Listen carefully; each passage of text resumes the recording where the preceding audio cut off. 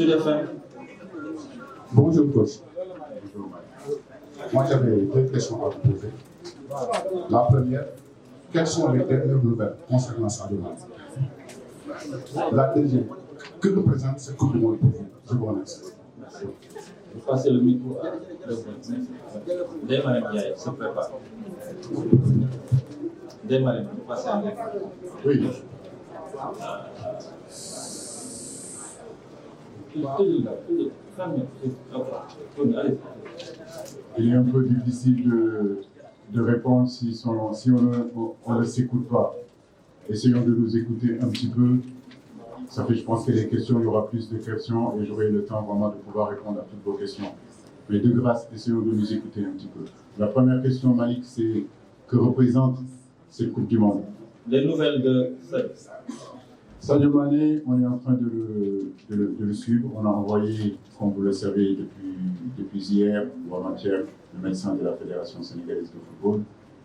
Hier, il a passé toute la journée en Munich. Après, il est parti en Autriche, toujours pour pousser les examens concernant la santé du garçon. Je crois que la bonne nouvelle aujourd'hui, c'est qu'il n'y a pas d'opération. Ça, déjà, c'est une très, très, très bonne nouvelle.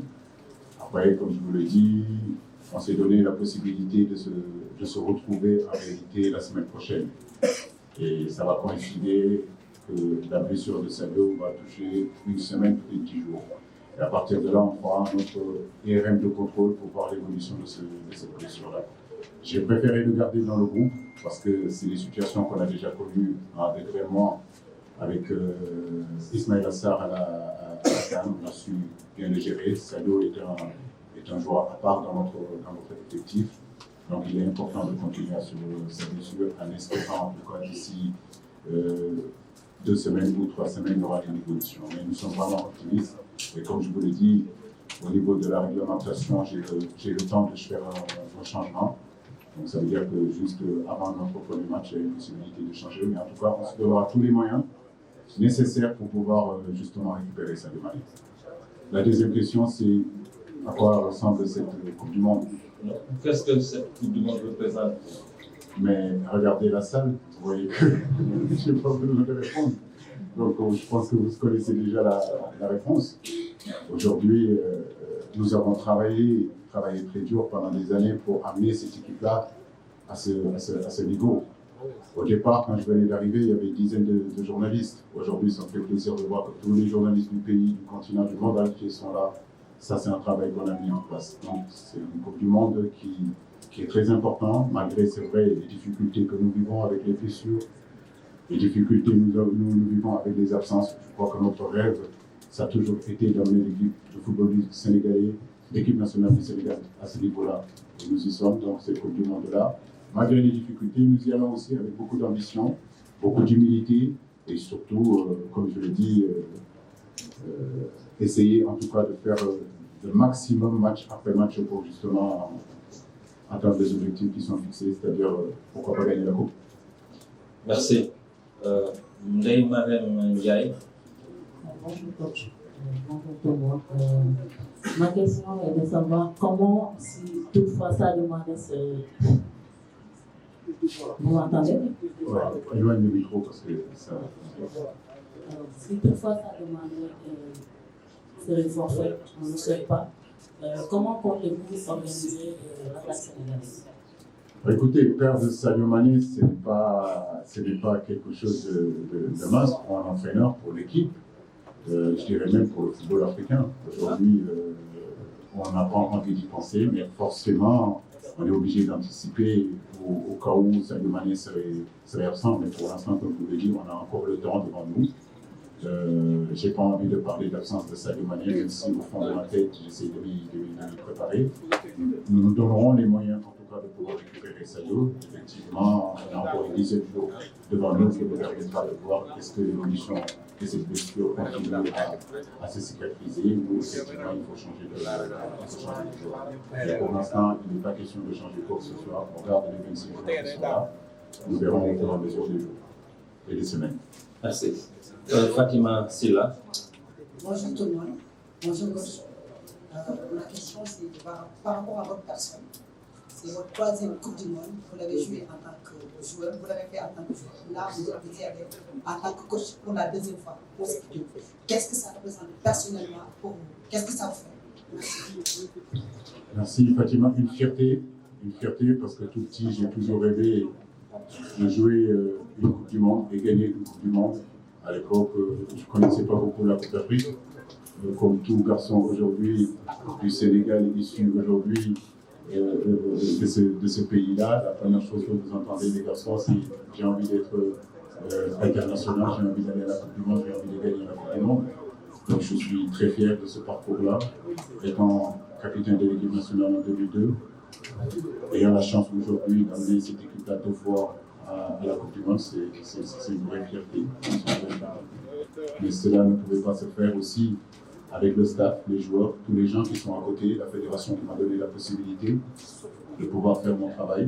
Donc c'est un travail d'ensemble. Et aujourd'hui, je remercie tous les gens qui ont contribué à ça. Merci. Raj Papadjan. Merci Keda et bonjour. Merci. Bonjour coach. Bonjour cher secrétaire, président chargé des équipes nationales. Bonjour Victor, secrétaire général de la fédération. Coach, je ne vais pas vous poser de questions.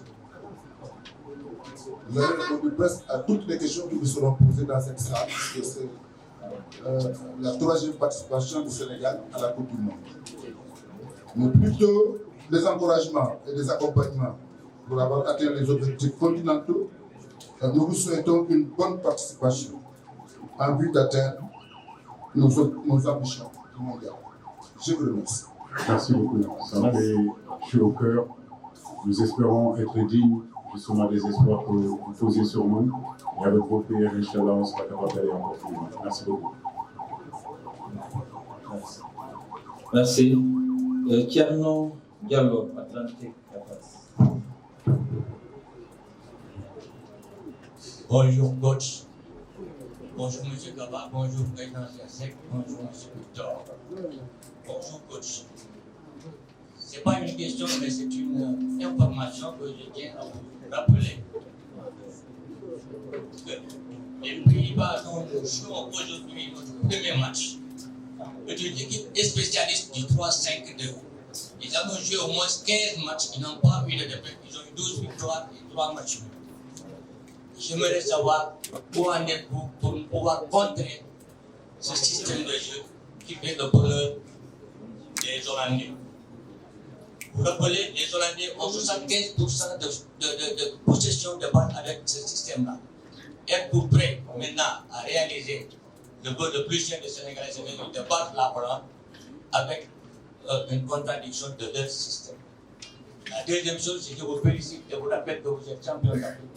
Le Sénégal ne rencontre pas 64 équipes, mais 7 équipes pour gagner la Coupe du Monde. Merci. Merci beaucoup. Merci beaucoup. Je crois que la Hollande n'est plus à présenter. Vous l'avez dit, c'est une grosse équipe, c'est une grande équipe, c'est une équipe, je dirais même que une équipe qui n'a pas de faille, une équipe forte individuellement, une équipe forte collectivement, il n'y a rien à dire là-dessus. Maintenant, nous sommes le Sénégal. Voilà, nous savons que quand on a un objectif et qu'on veut l'atteindre, il n'y a rien, il n'y a absolument rien du tout qui peut nous empêcher de l'atteindre. C'est ce que je vous disais tout à l'heure. Je dirais que j'ai constitué, j'ai souhaité un groupe aguerri justement et disposé justement à répondre à ces défis d'envergure. Notre expérience, notre vécu aujourd'hui depuis pratiquement plusieurs années nous réconforte qu'on peut aussi tenir tête à des grandes équipes. Et comme je le dis, je suis mieux placé pour le savoir. Et j'espère qu'on aura la même chance qu'on a eu en 2002. Voilà, quand on arrivait, on jouait contre le champion d'Europe, on jouait contre le champion du monde. Mais ça ne nous a pas empêché de faire un résultat. Donc c'est à ces garçons-là, à nous tous, de se rappeler des ingrédients qu'on a mis. Et ces ingrédients seront importants face, pour moi, une des très belles équipes de ce monde-là. J'ai envie de dire que c'est une finale avant la lettre. Voilà, parce que la Hollande, effectivement, est une très bonne équipe. Mais comme je vous l'ai dit, depuis quelques années, nous sommes le Sénégal. Et nous faisons des choses qui peuvent nous donner un peu plus de confiance et aborder justement ces matchs-là avec beaucoup de sérénité. Merci. À présent, Babacar Fall, RFM. Le micro, s'il vous plaît. Babacar, ça me fait plaisir de te voir. C'est la première fois que tu viens depuis longtemps. Ouais. Tu viens seulement que les grands rendez-vous, toi. N'est-ce pas? À part qu'il n'y a pas de faille sur ta liste.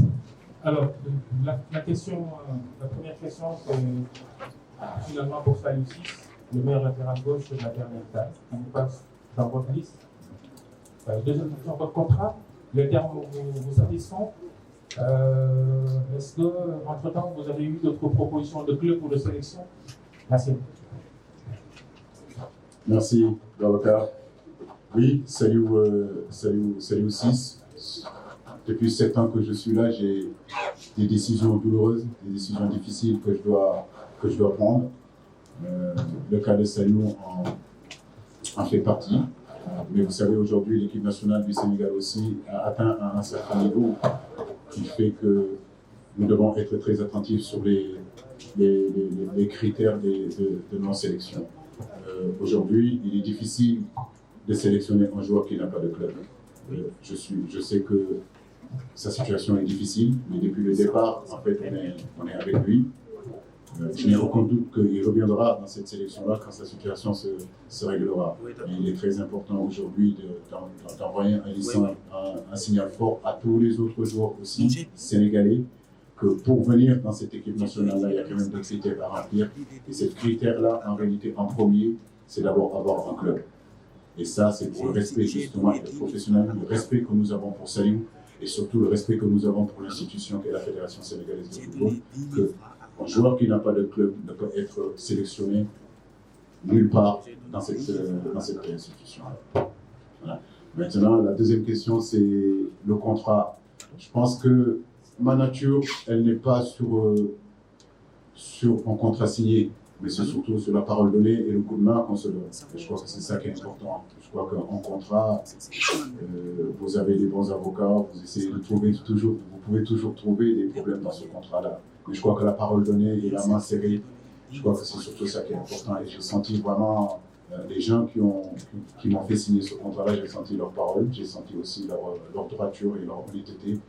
À partir de là, il n'y a pas à vérifier quoi que ce soit. Je pense que la parole donnée est beaucoup plus importante qu'un contrat. Oui, bien sûr, parce que quand vous êtes aujourd'hui sélectionneur, c'est comme joueur. Mais comme je l'ai dit, je suis très bien ici au Sénégal. Voilà, j'ai un travail à terminer et qu'il n'y ait pas de mélange. Il y a un boulot ici que je dois finir et ce boulot-là, je dois finir justement, Inch'Allah, en 2024 et on continuera à faire et à œuvrer à faire tout ce qu'on peut pour justement aider notre pays, aider notre continent à aller de l'avant. Merci. Vous allez voir. Merci beaucoup, Kara. Donc, je commencerai à rejoindre le sélectionneur pour présenter nos conséquences à tous les journalistes de Paraguay. Donc,